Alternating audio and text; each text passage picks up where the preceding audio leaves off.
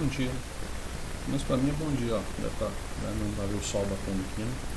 Não sei quando vocês terão acesso ao vídeo.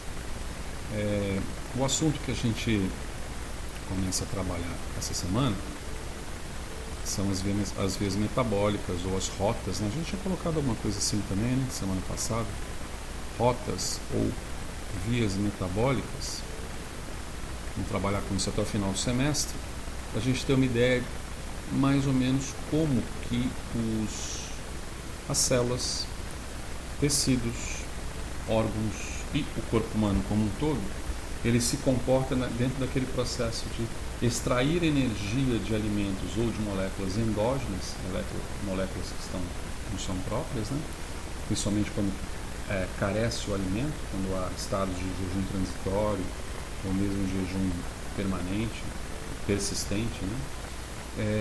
E as rotas que constroem o arcabouço polimérico que a gente possui, biológico, né? Centrados nas células.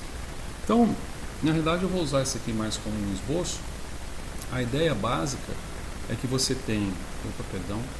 Eu vou recapitular alguma coisinha, tá? Por favor, não vou subestimar um pouco a inteligência de vocês para fazer uma recapitulação.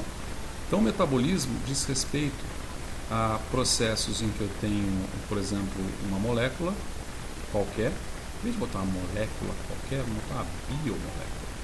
Você tem uma biomolécula, que pode ser, por exemplo, uma glicose, que pode ser, por exemplo, um aminoácido, que pode ser, por exemplo, um ácido graxo. Eu gosto de abreviar ácido graxo por AG, tá? Então já vou abreviar por AG. Então, vou colocar que isso aqui é um ácido graxo. Certo? Beleza. Vou controlar o horário para não ficar lá no vídeo, né? E essa biomolécula, ela sofre um processo de degradação até um composto, vamos dizer assim, um composto oxidado. Não sei como é que eu coloco isso aqui, mas vamos colocar como composto oxidado? Vamos colocar como composto oxidado. Ou seja, uma molécula oxidada, um composto oxidado. E a isso, bem sabemos, dá-se o nome de catabolismo. Certo? O processo reverso, ou seja, o processo em que eu pego um composto oxidado e o converto. Nossa, essa reta ficou feia pra chuchu. Vamos dizer assim, ó. E agora deu legal. E eu converto agora para uma biomolécula, tá? É chamado de anabolismo. E tem diversas formas da gente enxergar o catabolismo e o anabolismo. Essa é uma forma mais central. Quer dizer, um composto oxidado poderia ser o quê? Poderia ser um acetato.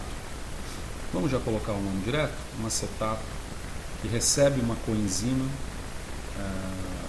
que é derivada de uma vitamina chamada ácido pantotênico, que é a coenzima A. Vou colocar aqui, ó. Eu esqueci de colocar. Esse aqui é um derivado do pantotenato. O ácido pantotênico, tá?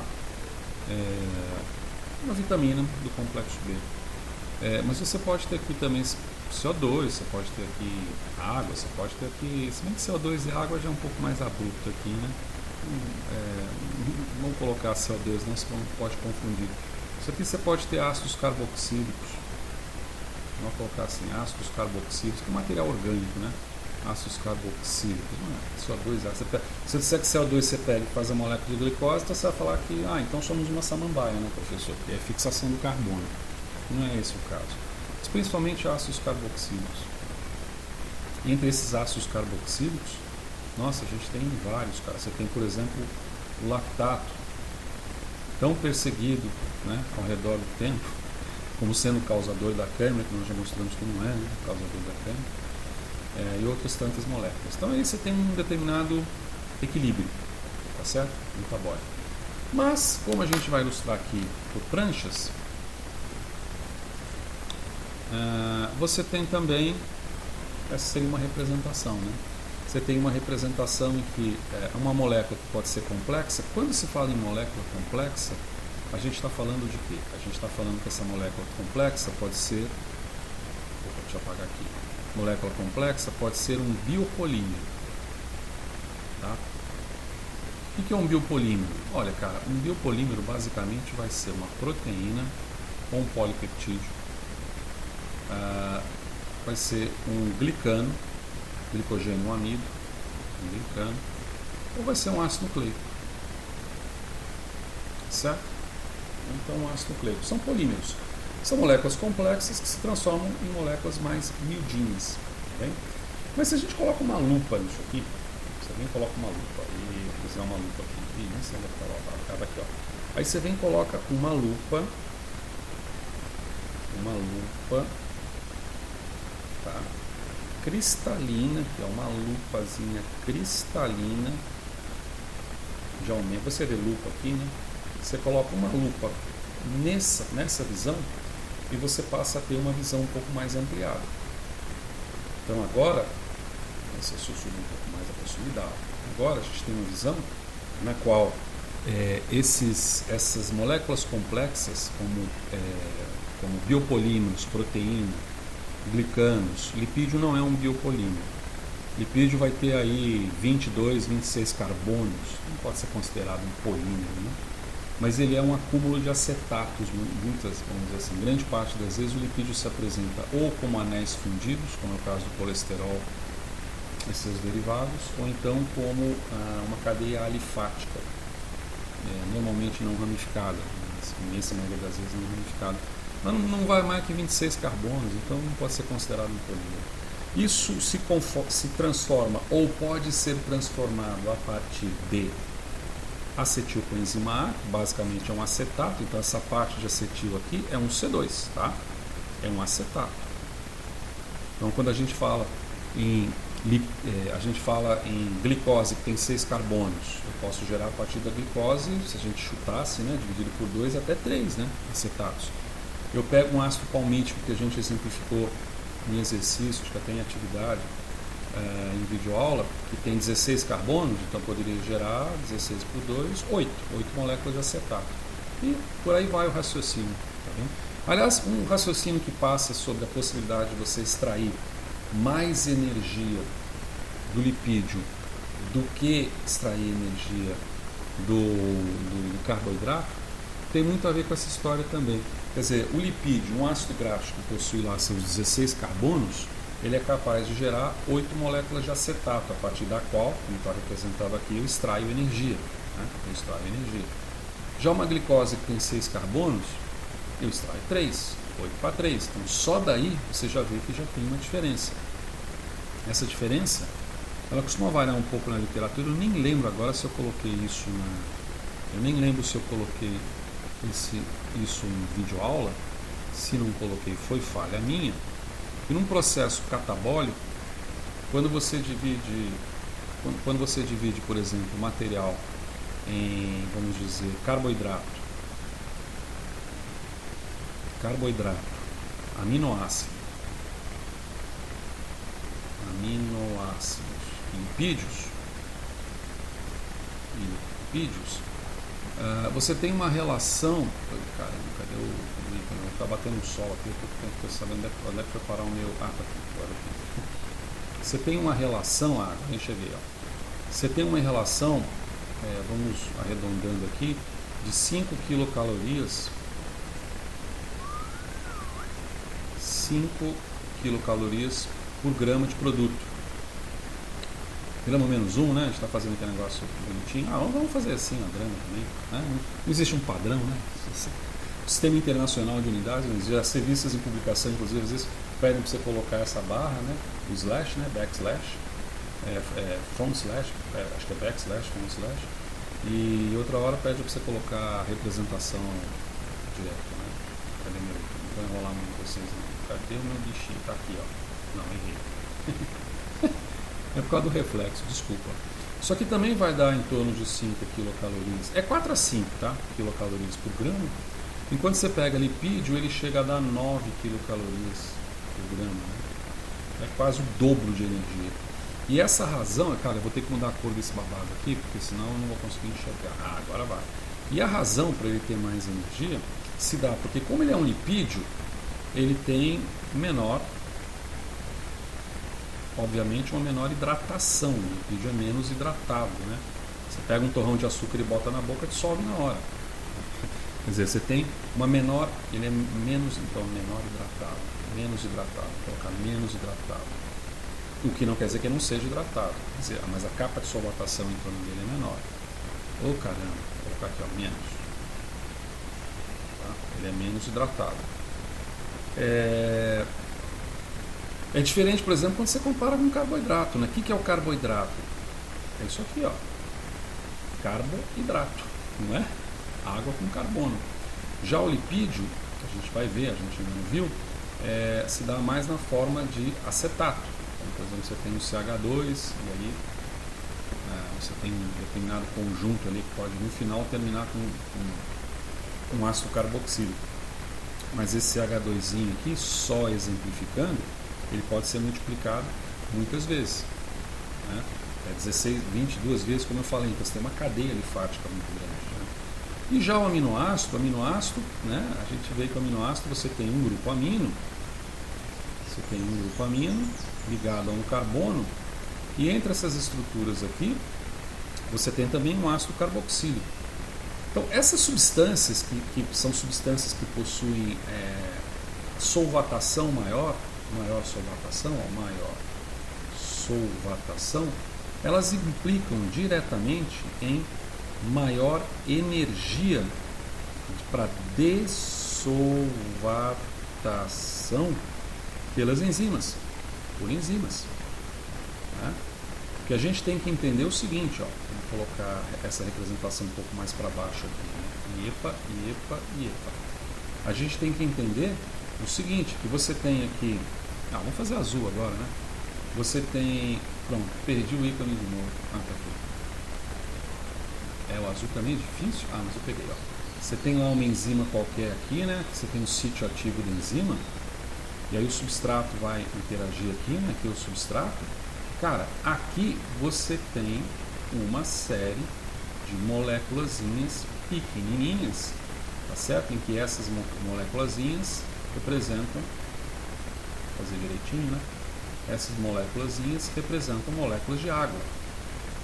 Então, consequentemente, você precisa dessolvatar o sítio ativo daquela enzima para o substrato poder entrar e a enzima poder trabalhar dentro da nossa mágica caixa preta, em que um substrato se transforma no produto com uma enzima intermediária, substâncias que entram no sistema, substâncias que deixam o sistema, que eu mencionei para vocês que isso aqui é o segredo da vida.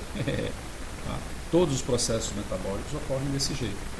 Inclusive eles ocorrem, inclusive nada. Vamos continuar desse jeito. Então é menos hidrofóbico, é menos hidratado. A outra, quando você trabalha com lipídio, você está trabalhando com ligações, né, do tipo carbono-carbono.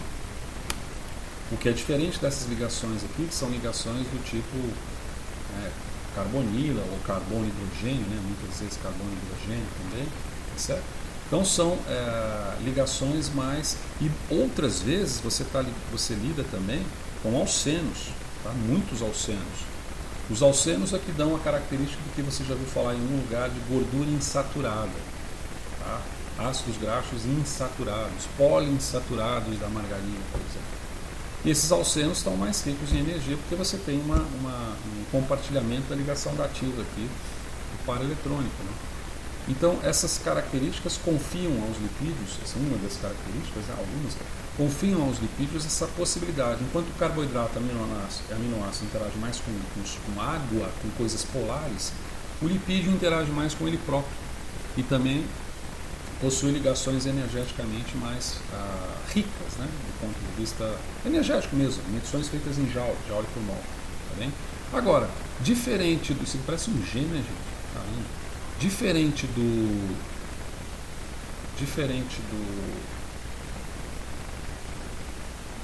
carboidrato, que a gente usa para render energia, aminoácido, que faz parte de proteína, é mais difícil, né? 25, 19, 25% podem gerar energia em situações até com definição. Você tem um consumo maior da energia de vinda de proteínas e, portanto, de aminoácidos, quando você está sobre processos de inflamação grave, queimadura grave, manifestações neoplásicas, etc. Né?